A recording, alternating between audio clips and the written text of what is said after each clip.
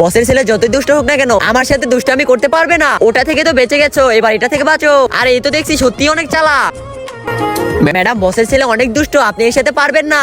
তাই তো পুরো তৈরি হয়ে আমি এসেছি, তাও তো আমার সাথে দুষ্টুমনি করেছে। বস এক সপ্তাহের জন্য বাইরে গিয়েছে, আপনাকে বলেছে তার ছেলেকে দেখাশোনা করে রাখে। এই যে সাদা ড্রেস পরা মেয়ে, তুমি আমার জন্য একটা কোল্ড ড্রিঙ্কস নিয়ে আসো। এই তুমি অর্ডার কাকে দিতেছো? তোমার কথা আমি শুনতে পারবো না। আরে ম্যাডাম আপনি কি করতেছেন? আপনি জানেন না এটা বসের ছেলে? বসের ছেলে তো কি হয়েছে? আরে আমার কাছে মনে হইতেছে আমি বুলবের সাথে পাঙ্গা নিয়েছি। বাবা চলো আমরা বাইরে থেকে ঘুরে আসি। এই তো আমাকে বাইরে খাবার খেতে নিয়ে আসে, কতক্ষণ যাবত তো ফটোই তুলতেছে, আমাকে তো খাইতেই দিতেছে না। এখন কেউ না, আমি তো শুধু ফটোই তুলতেছি। ম্যাডাম বস আপনাকে এখনই অফিসে ডাকতেছে। ওকে এখনই আসতেছি, আজকে তো আমার না খেয়ে থাকতে হবে।